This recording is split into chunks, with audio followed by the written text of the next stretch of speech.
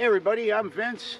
This is Ricky, if you can see him. I'll do a better close-up later. And the long-awaited van tour. Warning, this isn't a fancy schmancy van. It's just something that I put together that's comfortable for me. So what we have here is a 2001 Chevy Express 1500 high-top conversion van. That's one of those vans that had the 4 captain seats and the bench seat that would fold down into a bed. And real quick, that's a mistake I made. I tore everything out down to the bare metal and then tried to rebuild it. You know, I started doing that at 69 years old and I ran out of gas in about 3 weeks. So it's kind of only half done. And what I should have done was taken the seats out, brought the van to a detailer, had them scrub the back because it kind of had a musty smell. That's one of the other reasons why I wanted to get everything out. But I should have just taken it to a detailer, have them scrub the back and let them keep it for a week so it would dry. And then everything I have in here, I could have added on top of that. And at least everything would be finished compared to now it's kind of half done. But anyway, it's a good solid van. I bought it with 217,000 miles on it. And for a little over 4,000 with tax and title, I'll call it 5,000 out the door. And I bought it with that kind of mileage because it ran straight and true down the road, really solid, and it had a Carfax. I wouldn't buy a used vehicle without a Carfax. And the people who owned this, they owned it for 18 years, 17 years. They did oil changes no longer than 3,500 miles. Sometimes they would do it every 1,000 miles. Like if they had a break, like if they had an oil change today and then something happened next week, like for example, they had a flat, they had to go in to get a flat repair, they got an oil change while they were there. So seeing that and how it ran really great, straight and true down the road, I couldn't say no. And it's a V8 300 5 liter, maybe it's a 305 5 liter, and it still has plenty of pep left. In fact, if you watch the video I put up a short while ago about my experience in Baja California, you know, for about 30 miles, this thing was a race car as we were trying to get away from somebody who wanted to do that smash and grab to us. And I tell you, this thing ran through like a trooper. So we're up to 250,000 miles, so we've traveled a little over 30,000 miles. Yeah, pushing 32, 33 states or so. So anyway, this is a typical campsite I have. You know, I like to have a little, kind of like a patio, and my mats are, the big one is 10 by 12 and the smaller one's 8 by 10. And that gives me room for a couple chairs and put Ricky's stuff out here. Then I also have an awning. I haven't put it up in the desert. It hasn't been really hot enough to need it. I kind of like the sun right now. But too, in the desert, boy, that wind kicks up out of nowhere. And having an awning is really tough. In the summertime when it's really hot though, yeah, that awning's out just about every day. And it hooks up, you probably can't see it, but on top of the van, I have these round circles screwed into the top of the van, and I have a 10 by 12 tarp, which fasten into those. And then I use those telescopic poles out here. Now, as you look at the van, you see I have a screen up over the door. And boy, I just did this about 2 weeks ago. And I'm so stupid for waiting so long. Really, every day for months, we'd have 20, 30 flies inside this van. Now, you know, we're lucky if we get 1 or 2. And on this door, that's a wood carpeted piece of wood on top of the door, and I use it to hang stuff, and I have a basket there. Then when I set up camp, the front of the van turns into, the driver's seat turns into my storage area. And then other stuff that I don't need all the time, like the waste paper basket and the Mr. Buddy heater, I leave outside. Then in the back you can see I have my other stuff close to my carrier. I usually don't leave that ladder out. That's something somebody could easily steal. Now then, on the outside, on top of the van, I have 2 200-watt solar panels up there. You know, I had to do this myself. Again, I was elderly already, and those things were 50 pounds each, and they're a little off, and they're not adjustable. So in the summer, they're fine. Out of 400 watts, I can get about 360 out of those in the summertime when the sun's nice and high. But in the fall and the winter, when the sun really drops, forget it. So I did buy some extra solar panels right there, but you know, that's not enough. I still need another, I'd like to get another 400 watts of flexible solar panels. I'm looking at those right now because I upgraded my batteries to, I have 560 watt hours or amp hours of Lifepo batteries.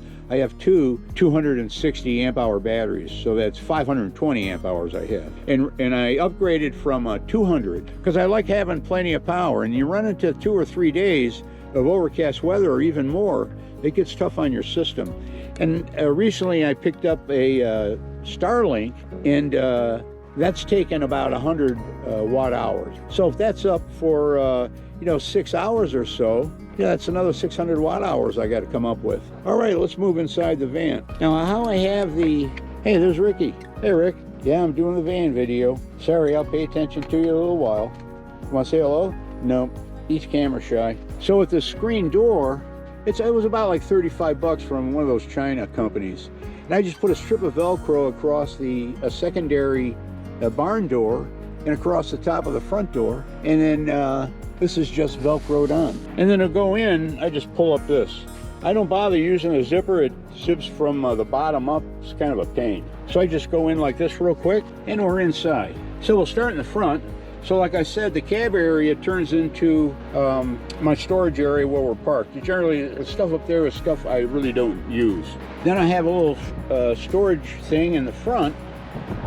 And really, I'm not putting it to good use yet. It's basically full of junk, but it fits right in that little space between my fridge and the driver's seat. And in case you're wondering, yeah, that's my 62 liter fridge. That's about 57 quart, and it runs on AC or DC. Seems to run better on AC though. But it's either a fridge or a freezer, and that's a big mistake I made. So mistake number one was ripping everything out of the back of the van and trying to redo it as an elderly person. And the second mistake was not getting a freezer and refrigerator, and I'll tell you why. You know, veggies only last so long. So you can't have frozen vegetables to take with you if you can't freeze them. So that's a major problem for me, because I buy vegetables, but they're only good for like 2 or 3 days. And then if you don't want them right away, you know, you might not eat it for a day or two after you buy it, then it's, by the time you get to it, it's 4 days old. And it's not as good. Where if I had the ability to freeze, you know, mixed vegetables, or a cauliflower, broccoli, carrot type mix, that kind of stuff, or like a stir fry mix, you know, I would buy like 10, 12 bags of those and freeze them, and then I would eat something like that, you know, just about every night. So I had my eye on an 80 quart refrigerator that'll fit in the spot. It's about like, I think it's like 500 bucks right now, so I'm saving my money right now, and I'm gonna get that, because it has a freezer and a refrigerator. So that's a change I have to make. So think about that before you buy your fridge and you're going cheap. Think about doing the freezer fridge. Then this counter here, that's an IKEA counter with 3 drawers and 2 cabinets, and I bought that at IKEA for about 285 bucks. And in the 3 middle drawers, I have my kitchen type stuff. The top drawer is a junk drawer plus silverware, and the bottom 2 drawers are pans, you know, that kind of stuff. In that cabinet there is, I have a 60 amp solar controller, and so far so good. And I've had it since July, so I think it's going to work there. One thing I did to the IKEA counter, so this is the IKEA countertop right there. Then I added this other countertop, and it's up about 1 inch off the IKEA countertop. And I did that so I can make this little top. So this is kind of like my own little lagoon table. And I can pull it out like that. I can stretch it and put it on top of the sink and just have it out that far. And I can use it on this side, along, you know, sitting there in that chair. Or I can use it on this side too. This is where generally when I watch movies and stuff, you know, I set it up like that. It works out pretty well. You can never have too many countertops. Then you notice my big sink. This is actually a laundry tub. It's a, you know, one of the smallest ones you can buy, about 20 inch wide or so. And I like it because it's deep, and all the stuff in the front seat fit back here while I'm driving in the laundry tub. And I like a big sink. I like to stick my head in there and wash my hands and my face real well. It's easy a place to wash your hair. It's easy to brush your teeth. And I just have, but I just like having a big sink. I can't see how having a camper van without a sink, how you can do that. I do use wipes, but you know, not on my face and my hand. You know, one thing I forgot to mention in my original van life tour video, and I'm going to splice this in that video, I don't have hot water. And my water pump is silent. Listen. Now, have you ever seen other videos where people turn on their water pumps and they make a lot of noise? I couldn't even tell you why mine is silent. I have no idea. And also, I didn't mention how I cook. So inside, I use a Coleman butane stove. It has a little butane cylinder right there. And I cook inside. Normally in the winter, because it's starting to get dark now and it really cools off, I cook inside. During the summer and the spring months, in the early fall, I like to cook outside, and I have a small table, and under an awning, or I use a screen tent, and I have a double burner Coleman stovetop that runs on propane. And one other thing I forgot to mention, in your curtain rods, like for example the rods I used to hang my blackout curtains, it's a good spot to hide stuff in the rod. All right. And then this is my bed, and it's actually a regular sized bed that when you see Ricky laying in it looks teeny. So you see there's plenty of blankets on it. There's extra blankets in that corner and that corner. Then this gray sheet, I stretch this out and I leave this on all day because Ricky like jumps in and out, and we're in the desert and he brings a lot of sand in with him. Then underneath the bed, for my storage area, I use bins. At one time this was framed in lumber using 3x4 or 3/4 inch plywood and 2x4s. And geez, it took up so much room that I couldn't fit all these bins in there because I carry a lot of stuff. And so I took out all the wood, probably saved me 150 pounds. I redid the bed frame using, let's see if we can see it. I gotta climb down there. Using these IKEA expandable metal things, if you can see that. And it's attached over there, and then it spans this area and attaches over there. And then because they're so strong, I use 3 of them. I only had to use 1/2 inch plywood under the mattress. Normally I would say use a 3/4 inch plywood, but because of those IKEA things, expandable bed things, it's really great. Then for storage, if you look on the walls, you'll see I use these baskets. There's quite a few of them. And like this is coffee. This is my Bluetooth speaker. I play a lot of music in here. This is some Ricky stuff and some spices, ibuprofen, some charging cables, my flashlight, some bags, cleaning stuff on this side, shampoo, more cleaning stuff, some bear spray, toothpaste stuff. So that's where I store most of the stuff that I use almost on a daily basis.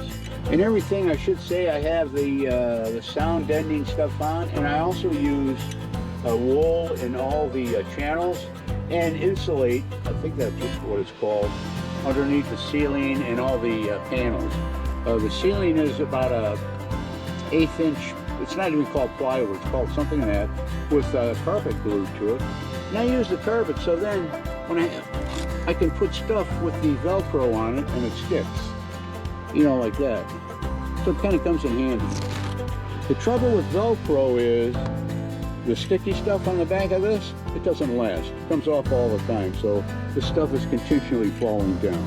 I use a porta potty with a bag for solids, and then I use bottles for liquid. And the bags of solid, that goes in the trash. Now then, back here, there used to be another cubby hole back in this area. So I'm going to put about a 6-inch board to span this area, and that's where I'll put my extra blankets, I think. And that will be out of the way. The reason I took it out, because it came about this far. I kept smashing my head in it, so I got pissed one day and cut it out. Now then, this section up here, this is where they had like an old-fashioned tube TV and some other electronic stuff. So I took that off, and boy, I have a huge space up here, and I kind of turned this into my dresser. So here my socks and my and other small stuff goes in here.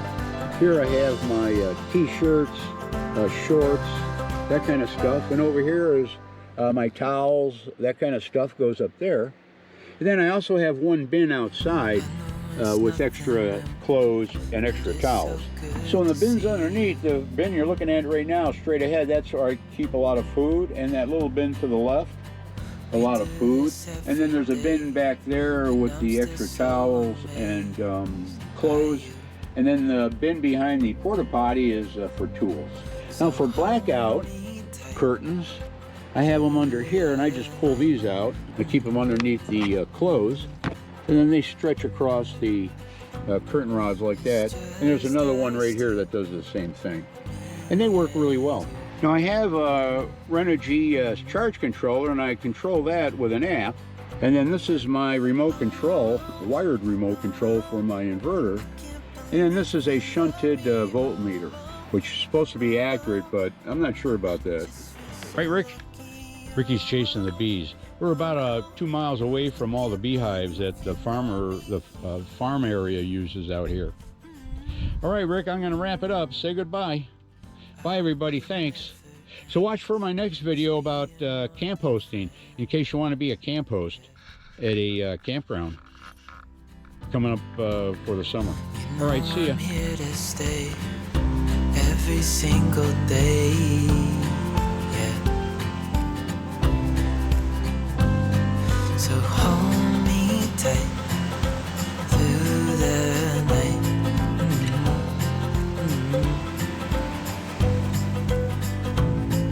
It's just us two, me and you.